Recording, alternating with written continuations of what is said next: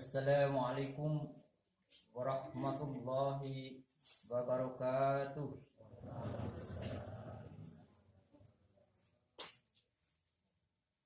Allahu Akbar.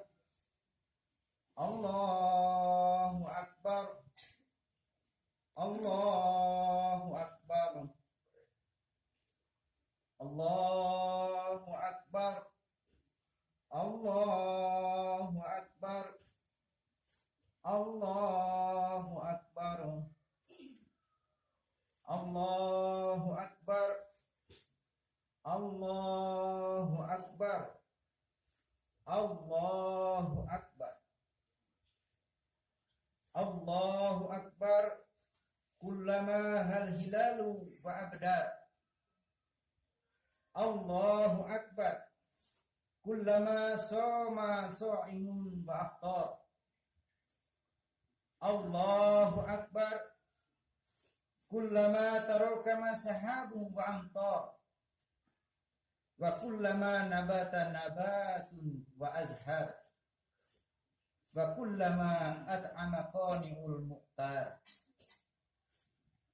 Allahu Akbar. Allahu Akbar.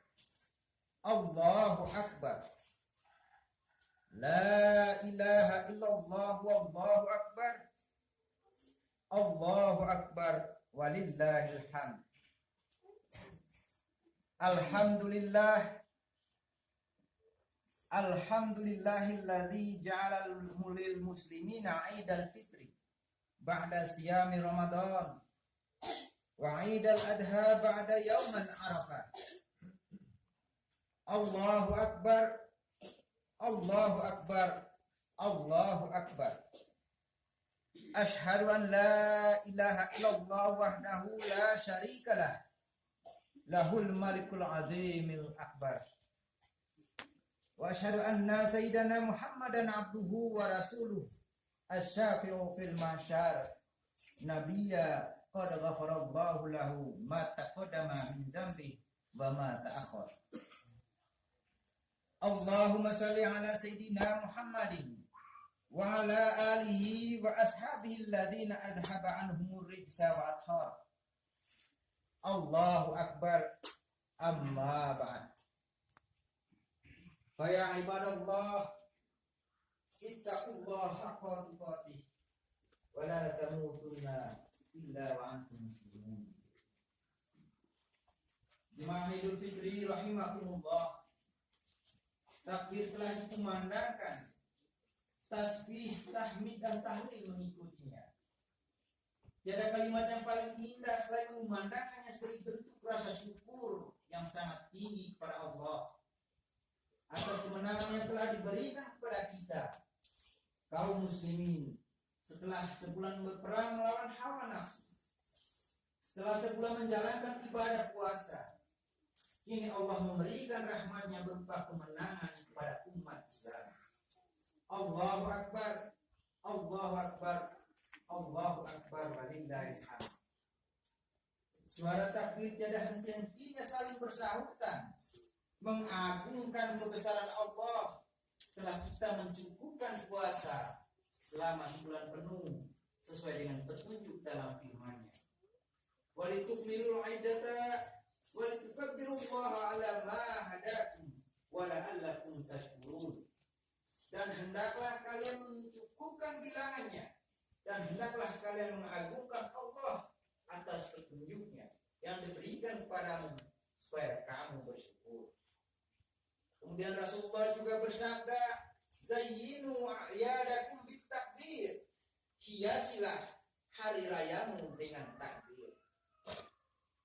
Kalimat takbir yang kita ucapkan hendaknya tidak hanya sebatas di lidah, tapi juga masuk hingga lubuk hati kita yang paling dalam.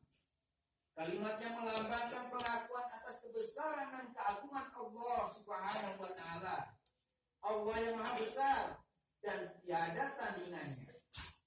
Kalimat tasbih dan tahmid ditujukan untuk mengagungkan Maha Sucinya Allah dan seluruh firman-firman-Nya, rahmat dan berkat dan hidayahnya, sehingga kita dapat menang dari perang yang paling berat.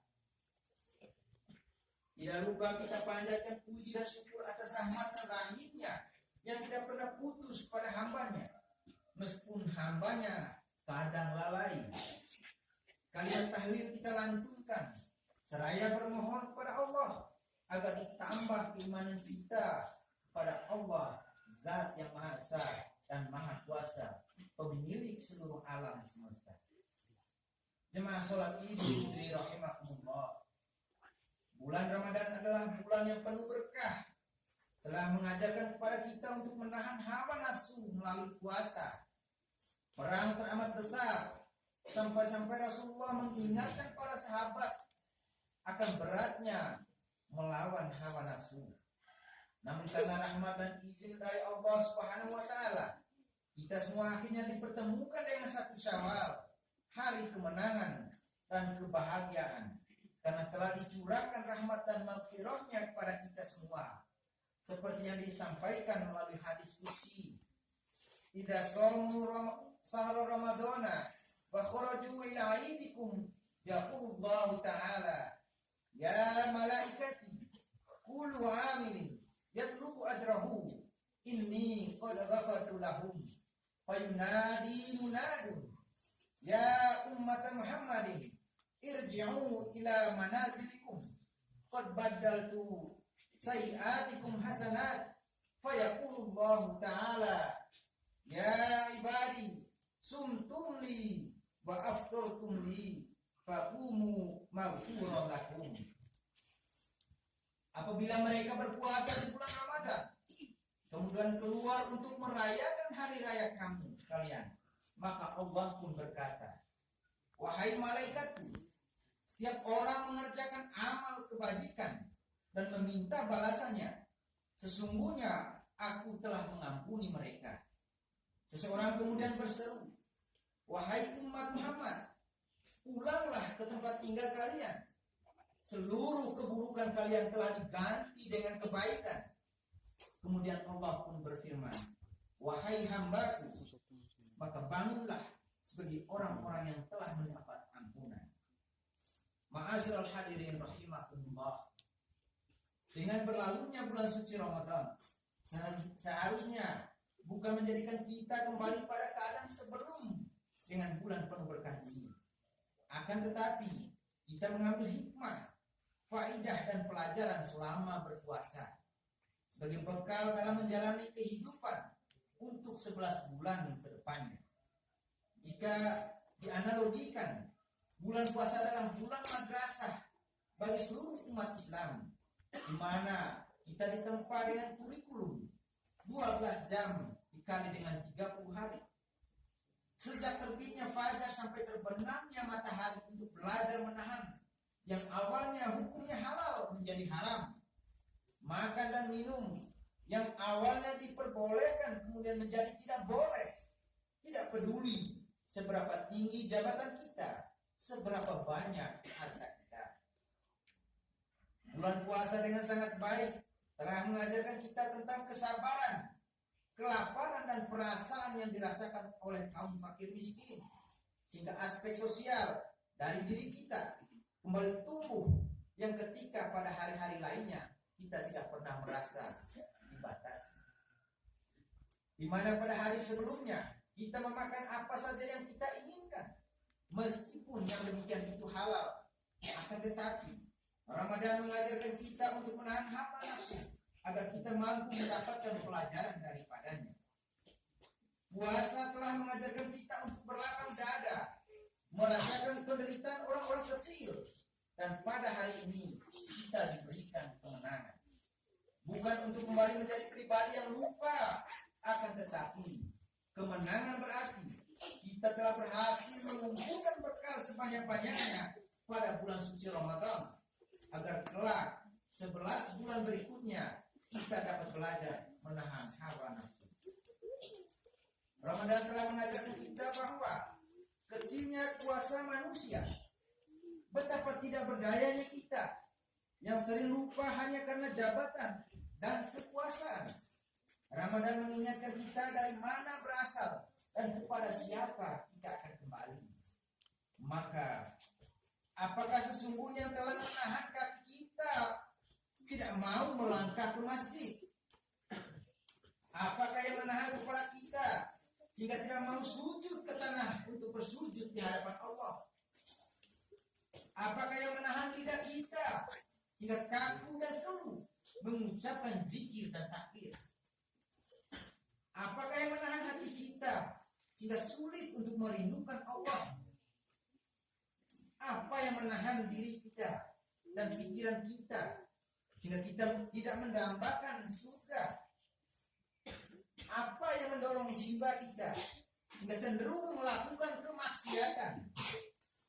Dan apakah yang menahan diri kita sehingga mengabaikan hak-hak Allah dan cenderung mengikuti hawa nafsu?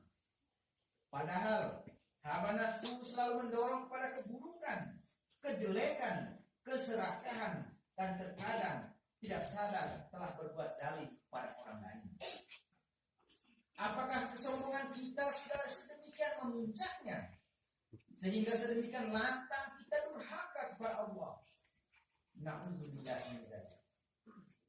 Ma'asyiral muslimin rahimakumullah.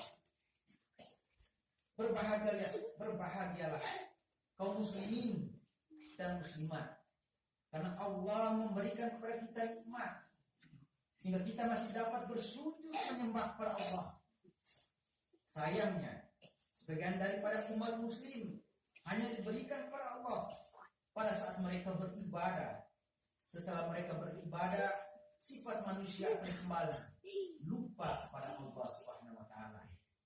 Seolah-olah Islam hanya ada di masjid-masjid dan tidak ada di kantor, tidak ada di pasar, bahkan dalam kehidupan sehari-hari. Maka dengan momentum puasa Ramadan, hendaknya kita membawa Islam tidak hanya di masjid-masjid, tapi juga di seluruh sendi kehidupan kita. Karena sesungguhnya Islam adalah agama yang kafah atau sempurna. Apakah setelah bulan Ramadan Islam mangkir dari kehidupan kita?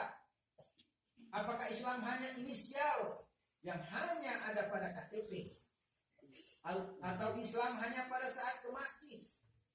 Pertanyaan yang tentu saja tidak bisa dijawab dengan perkataan, tapi melalui perbuatan. Allahu Akbar, Allahu Akbar, Allahu Akbar. Pesan pertama Ramadan adalah pesan moral atau tahdzibun nafs. Puasa dan ibadah lainnya di bulan Ramadan membawa amanah terhadap kita agar selalu mawas diri. Mawas diri berarti waspada terhadap musuh terbesar umat Islam atau umat manusia, seperti pada sebuah kisah yang dituturkan oleh Nabi Muhammad SAW, bahwa musuh terbesar dari umat manusia adalah hawa nafsu. Karena nafsunya lah satu-satunya musuh yang tidak pernah berdamai. Sehingga Rasulullah bersabda, jihad yang paling besar adalah berperang melawan hawa nafsu pada diri sendiri. Lebih jauh mengenai hawa nafsu, mazhab Tarbiyah menjelaskan lebih dalam. Setiap diri manusia pasti terdapat nafsu sejak ia dilahirkan. Nafsu bersifat naluriah, seperti marah, pengetahuan, dan juga syahwat. Imam Abu Hamid Muhammad bin Muhammad Al-Ghazali pernah berkata bahwasanya pada diri setiap manusia terdapat 4 sifat. 3 sifat diantaranya sangat besar pengaruhnya dan merusak dan mencelakakan manusia. 1 sifat berpotensi mengantarkan manusia menuju kebahagiaan. Sifat yang pertama adalah sifat yang menyerupai binatang atau bahima. Tanda-tanda sifat ini adalah menghalalkan segala cara untuk mencapai tujuan. Tiada rasa malu dan tidak memperhatikan sekitar. Sifat yang kedua adalah sifat kekuasaan, kepuasan atau sabukiyah. Tanda-tanda dari sifat ini adalah kezaliman. Yang paling dekat dengan sifat ini adalah orang yang memiliki kekuasaan. Oleh karena itu, berhati-hatilah bagi para pemimpin-pemimpin pada saat ini. Dan yang terakhir adalah sifat syaitan yang ditandai dengan keangkuhan mempertahankan hawa nafsu yang menjatuhkan manusia. Jika ketiga sifat tersebut telah menguasai manusia, maka muncullah manusia yang tidak lebih baik dari binatang, bahkan lebih buruk dari binatang, karena juga terdapat sifat-sifat setan dalam dirinya. Jika ini terdapat pada diri kita, maka celakalah bagi kita. Maka mengambil hikmah dan para pemimpin serta masyarakatnya untuk tidak memperjualbelikan serta tidak memperkaya diri sendiri. Nauzubillah min dzalik. Namun sifat yang dikatakan oleh Imam Abu Hamid Muhammad bin Muhammad Al-Ghazali yang dapat mengantarkan seseorang muslim ke pintu kebahagiaan adalah sifat rububiyah. Sifat ini dimiliki oleh seseorang yang ditandai dengan keimanan, ketakwaan dan kesabaran yang tiada ada batasnya. Sifat yang selama 1 bulan Ramadan ini kita telah terlatih. Oleh sekiranya sifat ini haruslah tinggal dan menjelma menjadi perilaku tauladan baik, perilaku budi pekerti yang lebih mengutamakan kepentingan orang banyak dibandingkan kepentingan diri sendiri. Perasaan yang seperti ini akan terpatri di dalam dirinya 3 perkara yang sangat mudah untuk diucapkan, akan tetapi sangat sulit untuk dilaksanakannya, yaitu menahan diri dari hawa nafsu, memberi maaf, serta berbuat baik pada seluruh manusia sesuai dengan firman Allah. Wal kadhiminal ghaidh wal 'afina 'anil nas wallahu yuhibbul muhsinin. Dan orang-orang yang menahan amarahnya, memaafkan kesalahan orang lain, Allah menyukai orang-orang yang berbuat kebajikan. Jemaah Idul Fitri yang berbahagia, pesan yang kedua yang dibawakan oleh Ramadan adalah pesan sosial. Tidak ada waktu yang paling baik mengajarkan kita tentang hubungan sosial kecuali pada bulan suci Ramadan. Pada bulan Ramadan ini kita diperintahkan berpuasa yang telah diberikan oleh Allah Subhanahu wa taala. Setiap muslim diwajibkan untuk berpuasa, tidak peduli apa pangkatnya, seberapa banyak hartanya, semuanya wajib berpuasa. Berpuasa menahan lapar dan dahaga, padahal di kantongnya ada cukup uang untuk membeli makanan dan minuman. Tidak hanya hidangan yang biasa, tapi juga hidangan istimewa. Tapi apa yang dilakukan oleh seorang muslim yang taat? Berpuasa menahan lapar seperti yang telah dirasakan kaum duafa dan fakir miskin. Puasa mengajar kita seberapa berat penderitaan para fakir yang terkadang harus menahan rasa lapar karena tidak punya uang, sampai kosonglah perut, melilit menjadi sakit. Dengan berpuasa, kita juga ikut merasakan penderitaan yang mereka rasakan. Apakah hanya sampai di sini? Pada bulan Ramadan saja mengajarkan kita tentang hubungan sosial. Di bulan Ramadan juga manusia diberikan sebuah perintah untuk membayar zakat. Semakin dekat dengan 1 Syawal, kaum muslimin membayar zakat. Zakat fitrah yang ditujukan kepada asnafus samaniyah, 8 kategori kelompok masyarakat yang berhak menerima zakat, terutama fakir miskin. Islam mengajarkan hubungan bukan hanya dibangun kepada Sang Pencipta, tapi juga kepada semua manusia. Semangat berbagi dan semangat bersilaturahmi terasa sangat nyata. Kesenjangan antara kaum fakir dan kaum berada diperkecil agar sekiranya kita bisa bersama-sama menyambut kemenangan pada saat merayakan Idul Fitri. Kullukum iyalullah, kalian semua adalah hamba-hamba Allah. Hubungan timbal balik belum terjadi. Tidak hanya penerima zakat yang mendapatkan manfaat, tapi juga orang yang memberikan zakat. Sungguh jaminan yang tiada ada duanya dari Allah, sebagaimana yang terkandung dalam hadis Qurtubi. Inni ra'aitul barihah ajjaraitu min ummati yattaqi hajjan nara fasyiraha biyadihi an badhi faja'at sadaqatuhu fasara sitran minan nar. Semalam aku bermimpi melihat kejadian yang menakutkan. Aku melihat sebagian dari umatku sedang melindungi wajahnya dari sengatan nyala api. Kemudian datanglah sedekah menjadi pelindung dari neraka. Ma'asyiral hadirin rahimakumullah. Pesan yang ketiga adalah jihad. Jihad dalam konteks ini bukanlah jihad dalam artian berperang melawan Allah, akan tapi jihad dalam artian seutuhnya, yaitu jihad yang sebenar-benar jihad. Bazluman indahu wa ma fi su'ni inail ma inda rabbi min jazili sababi wan najati minal alimi qawad. Mengecilkan arti segala sesuatu yang dimilikinya demi mendapatkan keridhaan, mendapatkan pahala serta keselamatan dari siksaannya. Pengertian berjihad dalam artian yang menyeluruh, karena yang dituju adalah segala yang kita miliki, baik harta, tenaga, dan juga jiwa. Jihad yang ditujukan untuk mendapatkan keridhaan dari Allah, terutama jihad melawan diri sendiri, jihad melawan hawa nafsu. Sebagaimana seseorang yang telah ikut berperang, maka satu syawal adalah representasi dari kemenangan tersebut. Oleh karena itu, hari ini adalah hari kemenangan bagi umat muslim. Maka bergembiralah, serukanlah kalimat-kalimat kemenangan. Allahu Akbar, Allahu Akbar, Allahu Akbar, walillahil hamd. Mengapa hal ini perlu disampaikan pada kesempatan ini? Karena banyaknya berita miring yang dituding kepada umat Islam atas mereka tanpa alasan membunuh, menyebar teror kepada orang yang sedang tidak menyerang kita. Lantas di manakah jihad yang mereka besar-besar? Jihad tidaklah berarti mengangkat senjata dan membenarkan teror, karena sesungguhnya arti jihad adalah menegakkan kebenaran di mana tidak ada seorang pun yang dirugikan karenanya.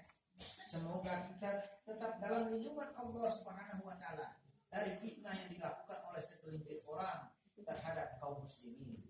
Karena perintah jihad tidak pernah merugikan diri sendiri, apalagi orang lain. Ma'asyiral hadirin rahimakumullah. Demikianlah 3 pesan yang disampaikan oleh Ramadan. Oleh sebab itu, marilah kita bersama-sama memikul tanggung jawab untuk mewujudkan 3 pesan tersebut ke dalam kehidupan kita yang nyata. Marilah kita bersama-sama mengendalikan hawa nafsu kita untuk tidak terpancing pada hal-hal yang terlarang dan merugikan orang lain, menjalin hubungan silaturahmi serta kerjasama sesama muslim tanpa membeda-bedakan status sosial, serta menyandang semangat jihad untuk membangun sebuah sistem sosial yang bermartabat, berkeadilan, dan sejahtera. Pada hari ini Allah membukakan pintu taubat bagi siapa saja yang beriman dan bertakwa kepadanya.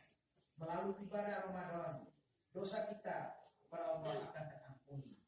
Tapi kita tidak hanya berbuat dosa kepada Allah semata, melainkan juga kepada sesama manusia. Dan Allah tidak akan memberikan ampunan sebelum meminta maaf pada yang bersangkutan. Oleh karena itu, selepas kita melaksanakan sholat Idul Fitri ini, marilah kita kembali ke rumah kita masing-masing dengan suasana gembira untuk saling memaafkan. Bersimpulah kita di hadapan kedua orang tua kita untuk meminta maaf dan ridhonya. Karena sebagaimanapun banyaknya harta yang kita miliki, betapapun tingginya pangkat dan jabatan, serta berapapun banyak gelar yang tercantum di depan nama, tidak akan ada artinya tanpa ridho dari kedua orang tua kita.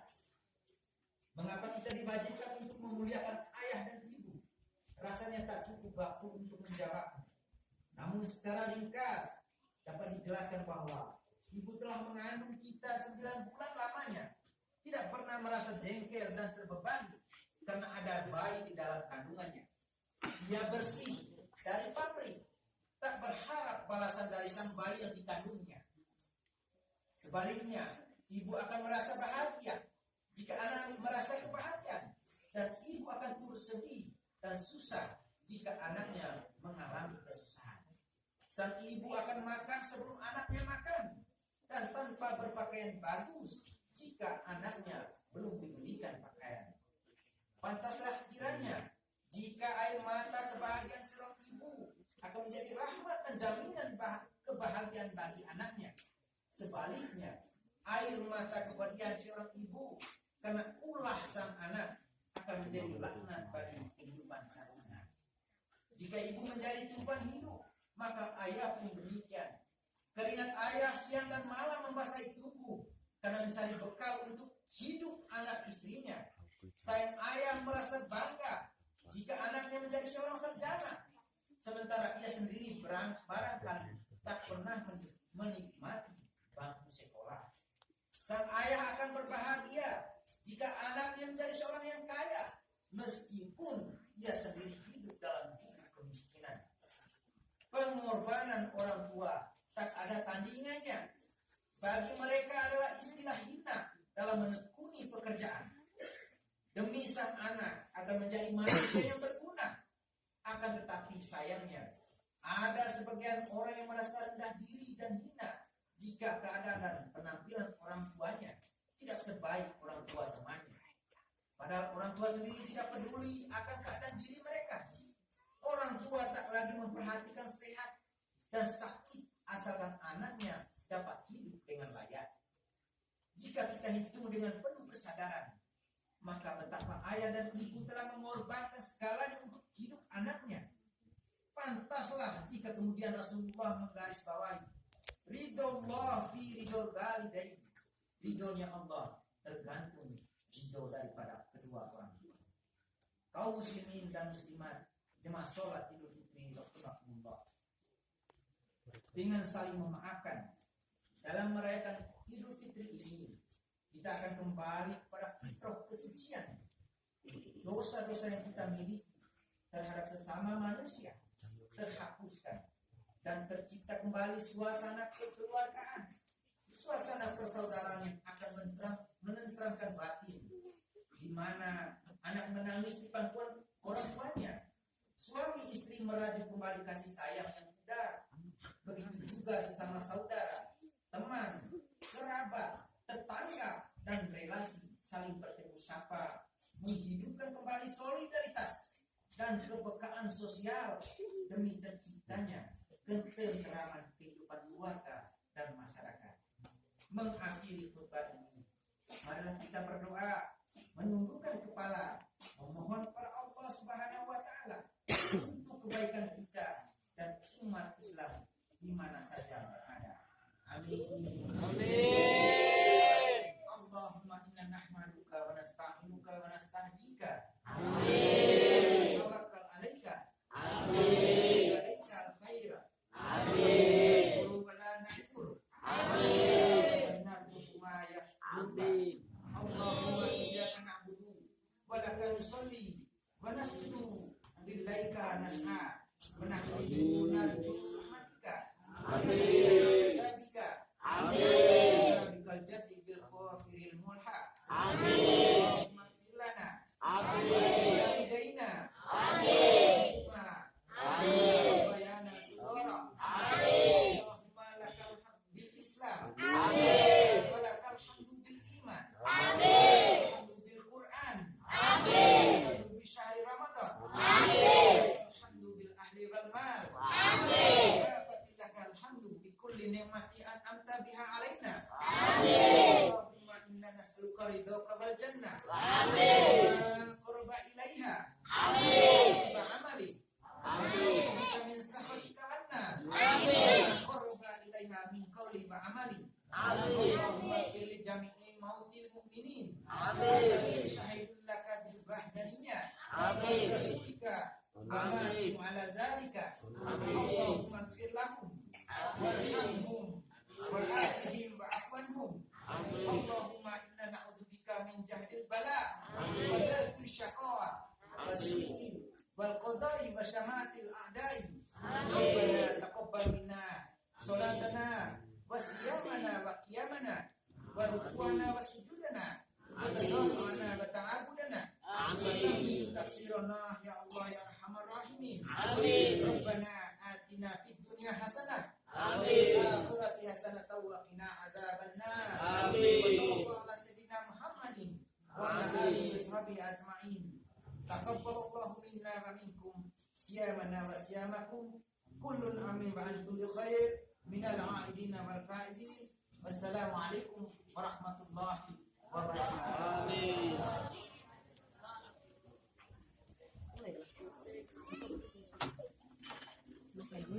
Hmm.